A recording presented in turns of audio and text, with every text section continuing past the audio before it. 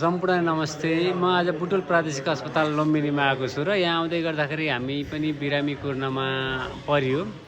बिरामी कुर्नमा पर्दै गर्दाखेरि यहाँ कुनै बिरामीहरू बस्दै गर्दाखेरि एक बिरामीले अर्को बिरामीको चाहिँ पैसा चोरेर गएको भन्ने कुरा आएको छ। तपाईहरुलाई चाहिँ के अनुरोध गर्छु भन्दाखेरि तपाईहरु पनि आफ्नो बिरामीहरू यहाँ बुटोल प्रादेशिक अस्पताल लुम्बिनीमा ल्याउनु भएको छ भने आफ्नो सामानहरू सुरक्षित राख्नु होला र आफ्नो पर्सहरू सुरक्षित राख्नु होला, आफ्नो मोबाइलहरू सुरक्षित राख्नु होला।